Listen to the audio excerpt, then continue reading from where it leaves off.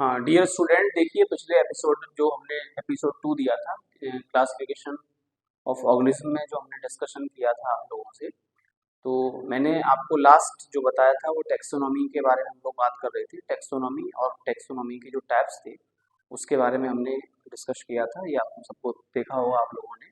आज हम अपना पार्ट 2 कंप्लीट करेंगे जो बहुत ही इम्पोर्टेंट है और आपको बहुत बारीकी से इसको समझना होगा ताकि आपको इसको समझने में कोई किसी भी तरह से आपको कोई दिक्कत ना हो। क्लियर? चलिए देखिए, हमने जो लास्ट जो टॉपिक छोड़ा था अपना, हम वहीं से कंटिन्यू करेंगे। तो हमारा लास्ट टॉपिक था टेक्सोनोमिक हियरार्की क्या होता है। तो देखिए टेक्सोनॉमी हियरार्की क्या होता है, मैं आपको थोड़ा बता देता हूँ। इसकी सबसे पहले हम लोग डेफिनेशन लिखेंगे कि ये क्या है। तो हम लिखेंगे इट इंडिकेट्स, यानी यह इंडिकेट करता है। अब क्या इंडिकेट करता है ये आपको समझना पड़ेगा। Various level, various levels of kinship. It indicates various levels of kinship. इसको आप थोड़ा समझना। अब देखिए, मैंने आपको बताया था पिछली बार टेक्सोन एक शब्द हमने जोड़ा था, टेक्सोनॉमी से टेक्सोन शब्द निकल के आया था। तो मैंने बताया था टेक्सोन का मतलब क्या होता है, एक level.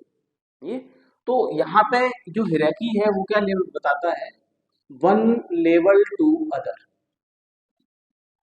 One level to other. इसको आप समझ सकते हैं वन कैटेगरी टू अदर, यानी एक कैटेगरी से दूसरी कैटेगरी को लिंक करना। जब हम सारी लिंक आपस में करते हैं तो वहां से एक नया शब्द बन जाता है जिसको हम लोग बोलते हैं टेक्सोनोमिक टेक्सोनोमिक हियरार्की। क्लियर? अब देखिए ये टेक्सोनोमिक हियरार्की जो है इसके बाद में यहाँ पे एक साइंटिस्ट थे जिनका नाम था लिनियस, जिनको आप अच्छी तरह से जानते हो। तो लिनियस जो साइंटिस्ट थे उन्होंने एक नया क्लासिफिकेशन इसमें और जोड़ दिया और उस क्लासिफिकेशन का नाम था हियरार्कियल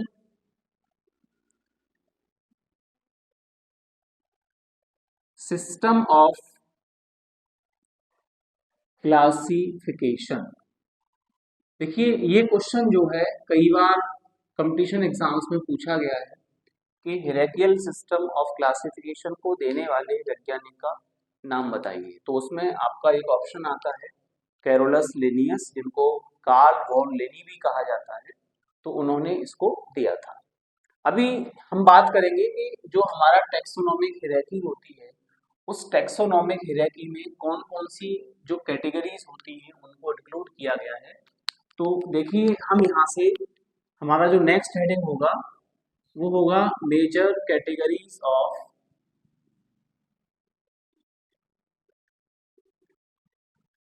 टेक्सोनोमिक हियरार्की। टेक्सोनोमिक हियरार्की की कौन कौन सी कैटेगरीज होती है। चलिए देखिए यहाँ थोड़ा सा हम बात करेंगे टेक्सोनोमिक हियरार्की कैटेगरी में। तो सबसे पहले कैटेगरी जो आती है वो होती है किंगडम। ये इसकी फर्स्ट कैटेगरी है। किंगडम के बाद जो कैटेगरी आती है दैट इज द फाइलम, ये हमारी सेकंड कैटेगरी है। और फाइलम के बाद जो कैटेगरी आती है that is the class, and class के बाद जो कैटेगरी आती है that is the order, and order के बाद जो कैटेगरी आती है that is the family, and family के बाद जो कैटेगरी आती है that is the genus, and genus के बाद जो कैटेगरी आती है दैट इज द स्पीसीज। अब देखिए केवल 7 कैटेगरीज होती हैं, kingdom, phylum, class, order, family, genus and species. ये हमारे पास मेजर कैटेगरीज हैं। क्लियर? ये कितनी कैटेगरीज हैं? 7 कैटेगरीज हैं जिनको हम लोग मेजर कैटेगरी कंसीडर करते हैं। अब इसमें मैं आप लोगों को कुछ स्पेशल बताने वाला हूँ जो अक्सर कंपटीशन में पूछा जाता है कभी कभार। और आप अगर किताबों में देखोगे तो वो शायद आपको बहुत समय लगेगा उसे ढूंढने में। ये शॉर्टकट में आप इसको समझ लीजिए कि जो ये सारे टर्म जो आपके सामने लिखे हुए हैं जो आपकी टेक्सोनोमिक हियरार्की को रिप्रेजेंट करते हैं, ये जो लेवल मैंने आपके सामने लिख रखे हैं, तो इन टर्म को किन किन साइंटिस्टों ने दिया था। तो देखिए पहला जो टर्म है जिसको हमने क्या बोला है, किंगडम। तो इस किंगडम को देने वाले जो साइंटिस्ट थे उनका नाम था हिटेकर, यानी इनका पूरा नाम है डब्ल्यू.एच. हिटेकर। तो डब्ल्यू.एच. हिटेकर ने टर्म दिया था किंगडम। इन्होंने 5 किंगडम क्लासिफिकेशन भी दिया था, ये आपको हम बाद में बात करेंगे इसके बारे में। उसके बाद जो फाइलम है, फाइलम को देने वाले थे अर्नेस्ट हैकल, ये भी वेल नोन साइंटिस्ट रहे हैं। और क्लास को देने वाले थे कंडोली, जिनके बारे में हम पहले बता चुके हैं फर्स्ट वीडियो में। ऑर्डर जो है ये दिया था लिनियस ने, ऑर्डर जो शब्द है वो किसने दिया था, लिनियस ने। और जो फैमिली शब्द है इसको देने वाले थे पियरे एंड मैग्नॉल, ये दो साइंटिस्ट थे पियरे एंड मैग्नॉल, जिन्होंने फैमिली जो टर्म है इसको दिया। एंड जीनस जो टर्म है अगेन आते हैं लिनियस, लिनियस ने ही जीनस शब्द को दिया था। उसके बाद जो स्पीसीज टर्म है इसको देने वाले थे जॉन रे। तो ये वो साइंटिस्ट हैं जिन्होंने क्लासिफिकेशन में इन टर्म्स को दिया। और इन कभी कभी क्वेश्चन पूछा जाता है मेडिकल में, जो एंट्रेंस एग्जाम्स होते हैं, कि ये किस किस ने ये टर्म्स दिए थे। तो मैंने आपको ये सारे लिख दिए हैं ताकि आपको समझ में आ सके कि किस वैज्ञानिक ने कौन सा टर्म दिया था। चलिए, तो हम इन 7 कैटेगरीज को आपको बता चुके हैं कि 7 कैटेगरीज होती हैं। अब देखिए, हमें थोड़ा सा और इसके बारे में डीपली पढ़ना पड़ेगा। तो हम ये देखते हैं कि किंगडम और फाइलम के बीच में सब कैटेगरीज क्या आती है। ये तो किंगडम और फाइलम, इनके बीच में जो सब कैटेगरी होती है इसको हम लोग बोलते हैं सब किंगडम। ये आप अपनी नोटबुक पे नोट करके चलिएगा कि किस किस के बीच में क्या क्या चीजें आती हैं। तो सब किंगडम हो गया। उसके बाद हमारा बचता है फाइलम एंड क्लास। तो फाइलम और क्लास के बीच में कौन कौन सी कैटेगरीज आती हैं। तो देखिए, इसके बीच में आता है आपका सब फाइलम, उसके बाद सेक्शन, एंड उसके बाद आती है आपकी सुपर क्लास।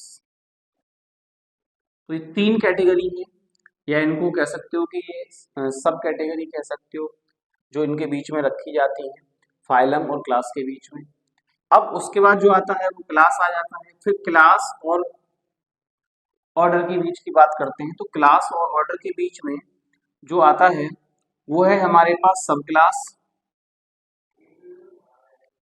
और उसके बाद जो आता है वो होता है इंफ्रा क्लास। तो ये 2 सब कैटेगरीज इसमें रख दी गई, सब क्लास एंड इंफ्रा क्लास। उसके बाद ऑर्डर एंड फैमिली, ऑर्डर और फैमिली के बीच में आपका आता है सब ऑर्डर। उसके बाद आपकी फैमिली आ जाएगी, फैमिली के बीच में फिर फैमिली और जीनस के बीच में यहाँ पे सब फैमिली हम लोग लिख सकते हैं। तो ये सब फैमिली आ जाएगी। तो इस तरह से थोड़ा सा आगे चल के ये कॉम्प्लिकेट होता चला जाएगा, लेकिन अगर आप इसे स्टेप से समझेंगे तो ये आपको बहुत इजी लगेगा, समझे। तो ये आपकी समझ में आ गया होगा आई थिंक, क्योंकि यहाँ तक आपको कोई डाउट नहीं है, सबको क्लियर है ना। ओके, चलिए अब हम थोड़ा सा डिस्कस करेंगे कि ये जो कैटेगरीज बनाई गई वो क्यों बनाई गई थी। तो यहाँ से हम थोड़ा सा आगे बढ़ेंगे, तो मैं आपको समझाता हूँ। देखिए, जब सब मैं हम इसको थोड़ा सा इन्वर्ट करके चलेंगे, मतलब नीचे से चलेंगे। तो मैंने सबसे पहले आपको बताया स्पीसीज के बारे में। अब देखिए, ये स्पीसीज क्या होता है, ये क्या है, एक ग्रुप ऑफ एनिमल होते हैं। तो एक ग्रुप ऑफ एनिमल जिसमें की प्रॉपर्टीज सिमिलर होती है उसको स्पीसीज, एक ही सिंगल स्पीसीज में रखा जाता है। अगर हम बात करें तो स्पीसीज जो होता है वो टेक्सोनॉमिक हायरार्की की सबसे स्मॉलेस्ट यूनिट होती है, सबसे लोएस्ट यूनिट होती है, और सबसे हाईएस्ट जो यूनिट होती है वो किंगडम होता है। जैसे फॉर एग्जांपल अगर हम बात करें कि जो मनुष्य की प्रजाति है, जैसे हम लोग होमोसेपियंस, हमारा नाम रखा गया होमोसेपियंस। तो होमोसेपियंस में होमो जो वर्ड है वो जीनस से लिया गया है, और सेपियंस जो वर्ड है वो स्पीसीज से लिया गया है। ठीक है, अब जो भी हमारा साइंटिफिक नेम है, अब हम ये देखेंगे कि इसको बाइनोमियल नोमेनक्लेचर हम लोग बोल देते हैं, जिसको लिनियस ने ही दिया था कि किसी भी एनिमल का अगर हमें साइंटिफिक नेम लिखना है तो उस साइंटिफिक नेम में उसका एक जेनेटिक एपिथेट होता है जिसको हम लोग जीनस बोलते हैं, और एक उसका स्पेसिफिक एपिथेट होता है जिसको हम लोग स्पीसीज कहते हैं। तो हमारा नाम जैसे होमोसेपियंस हो गया, तो सेपियंस जो है वो हमारी प्रजाति है, मतलब हमारी जाति है। अब हम बात करते हैं कि हमारी, अब जैसे पूरी दुनिया में जितने भी मनुष्य पाए जाते हैं तो उनके सारे जो करेक्टर्स हैं, मॉर्फोलॉजिकल करेक्टर्स और एनाटॉमिकल करेक्टर्स अगर आप देखेंगे तो मोस्टली वो सिमिलर से जी, लेकिन एनाटॉमिकली तो बहुत सिमिलर है। मॉर्फोलॉजिकल अगर देखोगे थोड़ा किसी का रंग अलग होगा, किसी की हाइट अलग होगी, ये सारी चीजें आ जाती है। लेकिन अगर देखा जाए तो कुछ तो उनमें कॉमन है। जो चीज कॉमन है तो उनका एक ग्रुप बना दिया गया और उस ग्रुप को हम लोगों ने क्या कर दिया, स्पीसीज। क्लियर? चलिए अब देखिए, जब बहुत सारी स्पीसीज आपस में कंबाइंड हो जाती है तो उसके बाद क्या बन जाता है, उसको हम लोग कहते हैं जीनस। जब बहुत सारी मतलब स्पीसीज के एनिमल्स आपस में कंबाइंड हो जाएंगे जिनमें कुछ न कुछ आपस में सिमिलरिटीज होंगी तो उसको हम लोग किस में रखेंगे, एक जीनस में रखेंगे। अब जब जीनस बनेगा तो जब बहुत सारी जीनस आपस में कंबाइंड होंगे तो उसके बाद फिर उनकी एक फैमिली बन जाएगी, उसको हम एक फैमिली में रख देंगे। फिर जब बहुत सारी फैमिलीज जो सिमिलर कैरेक्टर को रिप्रेजेंट करेंगी उनका एक ग्रुप बनेगा तो उसको हम लोग क्या बोलेंगे, ऑर्डर। जब बहुत सारे ऑर्डर्स आपस में कंबाइंड होंगे उनका एक ग्रुप बनेगा तो उससे हम लोग क्या बोलेंगे, क्लास। उसके बाद जब बहुत सारी क्लासेस आपस में कंबाइंड होंगी उनका एक ग्रुप बनेगा तो उसको हम लोग क्या बोलेंगे, फाइलम। जब बहुत सारे फाइलम आपस में कंबाइंड होंगे तो उसके बाद क्या बन जाएगा, किंगडम। तो आप ये समझ के चलिए कि ये एक दूसरे से इंटरकनेक्टेड है। क्लियर? क्योंकि इनका इंटरकनेक्शन ही रिप्रेजेंट करेगा कि कहाँ से क्या शुरुआत हुई है। जैसे फॉर एग्जांपल अगर हम अपनी बात करते हैं, मनुष्य की बात करते हैं, तो मनुष्य का जो किंगडम आता है वो एनिमेलिया है। एनिमेलिया का मतलब आप समझ गए होंगे, हम लोग जानवरों में आते हैं, एनिमल्स में आते हैं, समझे, एनिमेलिया। अब हम अपने फाइलम की बात करते हैं तो हमारा जो फाइलम है वो क्या होना चाहिए, तो हमारे फाइलम के लिए कॉर्डेटा रखा गया। हमारे फाइलम का नाम क्या रखा गया, कॉर्डेटा। कॉर्डेटा का मतलब हमारी बैकबोन पाई जाती है, हमारी बॉडी के अंदर बैकबोन है, इसलिए उसको कॉर्डेट्स कहा गया। अब देखिए अगर मैं थोड़ा सा बात करूं कि हमारा सब किंगडम क्या होना चाहिए, तो सब किंगडम हमारा जो रखा गया वो क्या था, वर्टिब्रेटा। सही है? तो अब थोड़ा सा हम इसके बारे में बात, सॉरी वर्टिब्रेटा नहीं, यूमेटोजोआ। हमारा जो सब किंगडम था वो यूमेटोजोआ था। लेकिन हम लोग बात करेंगे केवल मेन मेन कंटेंट्स पे बात करेंगे। तो एनिमेलिया हमारा किंगडम है क्योंकि हम एनिमल कैटेगरी में आते हैं, प्लस कॉर्डेटा हमारा फाइलम है। अगर हम बात करते हैं हमारी क्लास कौन सी है, तो हमारी जो क्लास होती है वो मेमेलिया होती है। हमारी क्लास क्या है, मेमेलिया। क्योंकि हमारी क्लास को मेमेलिया इसलिए रखा गया क्योंकि हमारे बॉडी के अंदर मेमोरी ग्लैंड्स पाई जाती हैं जिसके द्वारा हम अपने बच्चों को नरिशमेंट प्रोवाइड करते हैं। अब देखिए अगर हम बात करें कि हमारा ऑर्डर क्या है, तो हमारा ऑर्डर रखा गया प्राइमेट्स, यानी हम प्राइमेट्स में आते हैं। समझे? अब हमारी फैमिली क्या है, तो अगर हम अपनी फैमिली की बात करें कि हमारी फैमिली कौन सी होगी, तो हमारी फैमिली को रखा गया होमोनिडी। ये हमारी फैमिली का नाम हो गया। तो देखिए ये हमारा लिंक बनता चला जा रहा है कि किस किस तरह से हमको कैटेगराइज किया गया, यानी होमोनिडी हो गई। अब हम बात करते हैं हमारी जीनस क्या है, तो हमारी जीनस क्या हो गई, होमो। ये हमारी जीनस हो गई। उसके बाद बात करते हैं हमारी स्पीसीज क्या है, तो हमारी स्पीसीज हो गई सेपियंस जी। तो इस तरह से ये हमारा अपना क्लासिफिकेशन है, मतलब मनुष्य प्रजाति का क्लासिफिकेशन है कि सबसे पहले हमारी जो शुरुआत है वो हम एनिमेलिया मतलब एनिमल्स में हमको रखा गया। उसके बाद उसमें दो कैटेगरी थी एनिमेलिया के अंदर, एक वर्टिब्रेट्स थे, एक नॉन वर्टिब्रेट्स थे। तो या कॉर्डेट्स और नॉन कॉर्डेट्स, तो कॉर्डेट्स में हमको रखा गया, नॉन कॉर्डेट्स में नहीं रखा गया।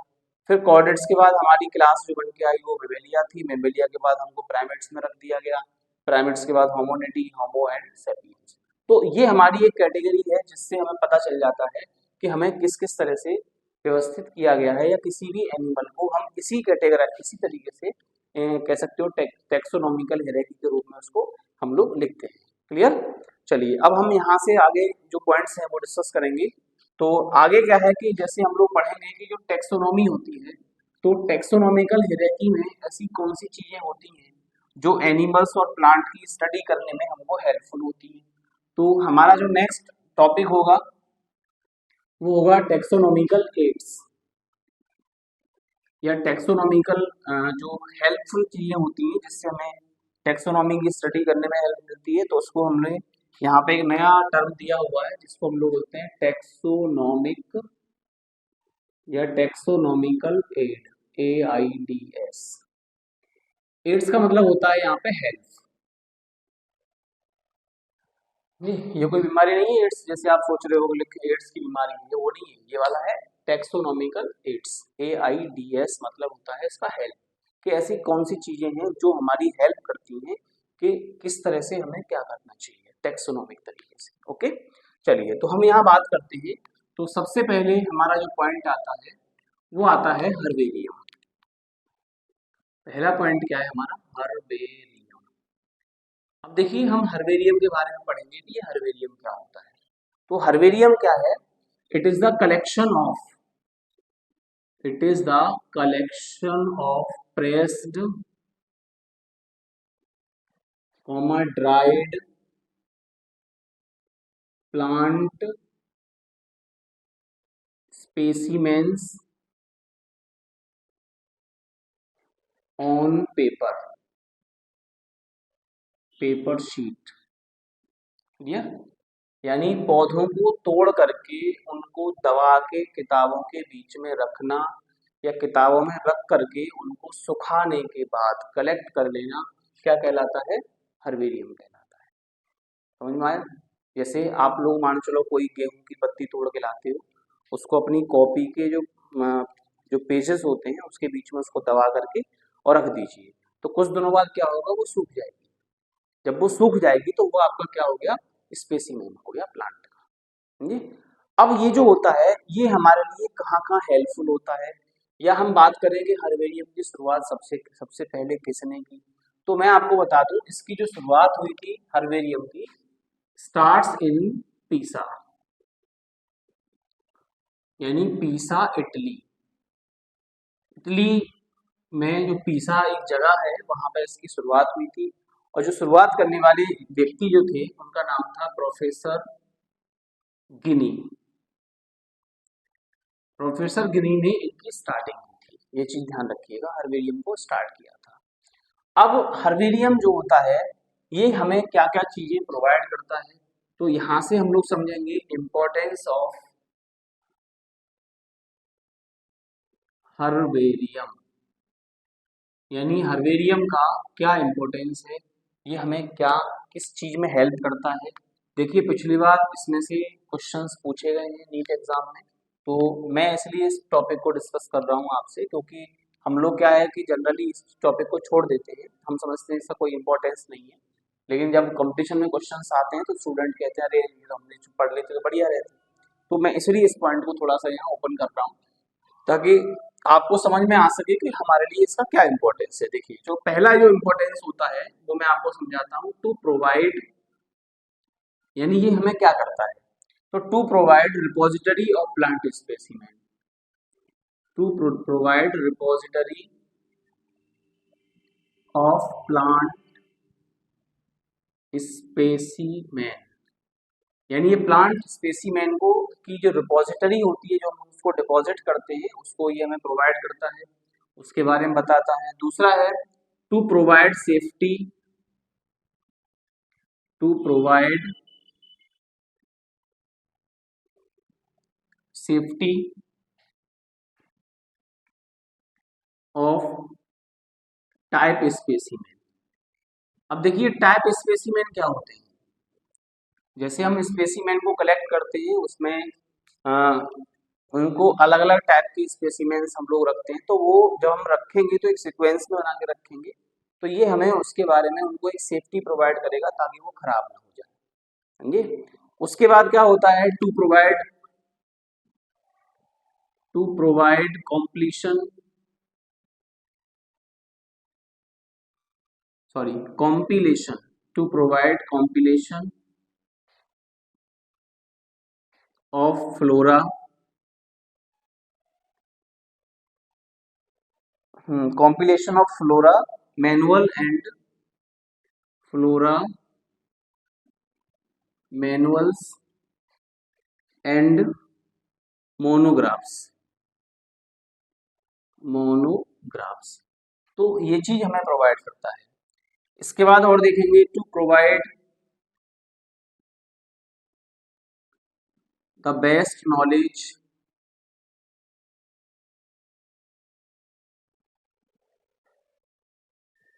About the plant specimen. तो ऐसी बहुत सारी चीजें हैं जी, जहाँ पे हम देखेंगे कि हर्बेरियम जो है हमारे लिए बहुत हेल्पफुल है। इसलिए जो स्कूल, कॉलेजेस, यूनिवर्सिटीज जो भी होते हैं तो वो अपने यहाँ पे क्या करते हैं, एक हर्बेरियम पूरा अ, बनाया जाता है। वो एक पार्टिकुलर जगह पे सारे प्लांट कलेक्शन को, उनके स्पेसिमेन को प्रेजेंट करके रखा जाता है, ताकि हम लोगों को अपने, जब हम लोग पढ़ रहे होते हैं प्लांट्स के बारे में, तो हमको क्या है ना कि अगर हम लोग लाइव देखने जाएंगे तो बहुत टाइम भी वेस्ट होगा, और हो सकता है कि हमें पूरी दुनिया के अलग अलग हिस्सों में जाना पड़े, ताकि हमें पता चले कि किस प्लांट का क्या नेचर है, किस तरह से है, कैसा है, उसका इन्वायरमेंट किस तरह का है, मतलब ये सारी चीज़ों के बारे में, मतलब प्लांट की कह सकते हो कि उसकी हिस्ट्री के बारे में अगर हम जान देखेंगे तो हमें पूरी दुनिया घूमना पड़ेगा, तब भी हमारे लिए बहुत टफ होगा उनके बारे में जानना। लेकिन हर्बेरियम एक ऐसा पॉइंट बना दिया गया है जहाँ से कि आप किसी भी यूनिवर्सिटी कैंपस के अंदर या किसी भी कॉलेज के अंदर में या किसी बड़े बॉटनिकल गार्डन के अंदर आप बैठ करके एक ही प्लांट, यानी पूरी दुनिया के प्लांट्स के बारे में आप लोग स्टडी कर सकते हैं जी। इसलिए ये हमारे लिए एक टेक्सोनॉमिकल एड के रूप में यहाँ पे हम लोग डिस्कस कर रहे हैं इसको, क्योंकि ये टेक्सोनॉमी में जो हर्बेरियम होता है ये हमारी हेल्प करता है। क्लियर? चलिए अब देखिए, अब जो हर्बेरियम होता है तो हर्बेरियम के लिए क्या क्या टेक्निक्स हमें इस्तेमाल करनी पड़ती हैं, तो हम लोग यहाँ से पढ़ेंगे हर्बेरियम टेक्निक। देखिए जो हर्बेरियम टेक्निक्स होती है वो क्या क्या होती है, सबसे पहले मैं आपको बता दूं, ये मेरा अपना पर्सनल एक्सपीरियंस है। जैसे हम लोगों ने भी हर्बेरियम फाइल डेवलप की थी, बनाई थी, तो उसमें सबसे पहले हम क्या करते हैं, प्लांट को तोड़ के लाते हैं, तोड़ के लाने के बाद उसको जो बुक्स के जो पेजेस होते हैं उसके बीच में उसको एकदम स्ट्रेट करके रख दिया जाता है। उसके बाद उसके ऊपर दो तीन किताबें और रख देते हैं ताकि वो ढंग से प्रेशराइज हो सके। और आफ्टर दैट आप देखोगे वो ड्राई हो जाती है लीव्स, और ड्राई होने के बाद हम उसको निकाल करके एक प्लेन पेपर होता है, समझे, ड्राइंग पेपर जैसा होता है वो, उस पे हम लोग उसको चिपका देते हैं, टेपिंग कर देते हैं, ठीक है। उसके बाद ये सब करने के बाद फिर हम लोगों को यहाँ पे कुछ जो पॉइंट्स होते हैं उनको डिस्कस करना पड़ता है, ताकि हमारा प्रॉपर हर्बेरियम कलेक्शन जो है वो सिस्टमेटिक तरीके से अरेंज हो सके। तो उनमें जो पहली हेडिंग होती है वो होता है हमारा नेम ऑफ इंस्टीट्यूट, यानी जिस कॉलेज या स्कूल में आप पढ़ रहे होते हो जी, उसका नाम आपको लिखना पड़ता है, सही है। उसके बाद आपको पौधे का जो कलेक्शन लेके आए हो उसका साइंटिफिक नेम आपको लिखना पड़ता है, यानी साइंटिफिक नेम जो भी है वो आप लिखेंगे। उसके बाद उस पौधे का जो कॉमन नेम है, जिसको हम लोग रीजनल नेम से जानते हैं, वो आपको लिखना पड़ेगा। जैसे जो भी जैसे मान चलो सरसों है, तो सरसों का जो साइंटिफिक नेम होता है वो ब्रेसिका कैम्पेस्ट्रिस होता है, और आपका उसका कॉमन नेम तो मैंने भी आपको बोल ही दिया, सरसों होता है, तो वो हमें लिखना पड़ेगा। उसके बाद हमें जो नेक्स्ट लिखना पड़ेगा वो उसकी फैमिली के बारे में बताना पड़ेगा कि ये किस फैमिली से बिलोंग करता है। उसके बाद हम उसका लोकेलिटी के बारे में बात करेंगे कि ये इंडिया में या वर्ल्ड में कहाँ पाया जाता है, किस एरिया में पाया जाता है, इसके बारे में लिखेंगे। उसके बाद हम लोग इसका कलेक्शन, जो कलेक्शन का हमारा डेट है, उसके बाद हम लिखेंगे कलेक्शन डेट, कि डेट ऑफ कलेक्शन जो है वो क्या रही इसकी, कितने तारीख को हमने ये कहाँ से कलेक्ट किया था, ये आपको लिखना पड़ेगा। उसके बाद हम इसका जो कलेक्शन की जो लोकेलिटी है, कहाँ से हम इसको लेके आए हैं, कलेक्शन नंबर जो है वो लिखना पड़ेगा कि ये हमारे कौन से नंबर पे कलेक्ट किया गया है हमने जी। उसके बाद नेम ऑफ कलेक्टर लिखना पड़ेगा, यानी आप अपना नाम लिखेंगे, अगर आप इसको कलेक्ट करके ला रहे हैं तो ये आपको अपने नाम से आप लिख सकते हैं। तो ये हर्बेरियम की वो टेक्निक्स होती हैं, ये चीजें आप लोग जो ड्राइंग का पेज होगा जिसपे आपका वो प्लांट का जो स्पेसिमेन चिपका हुआ है उसके साइड में आपको ये सब लिखना पड़ता है, समझ में आ रहा है।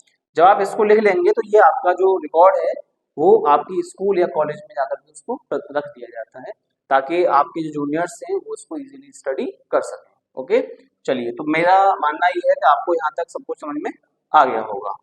चलिए अब देखिए, यहाँ से हम बात करेंगे थोड़ा सा आगे। तो अब जो हर्बेरियम होता है, हर्बेरियम को स्टडी करने के लिए पूरे वर्ल्ड में अलग अलग जगहों पर कुछ इंस्टीट्यूट्स बनाए गए, कुछ बॉटनिकल गार्डन्स बनाए गए, समझिए। तो उन बॉटनिकल गार्डन्स को आप अपनी बुक में से पढ़ सकते हैं, उसमें से एक या दो क्वेश्चन कभी कभार आपसे पूछ ले जाते हैं।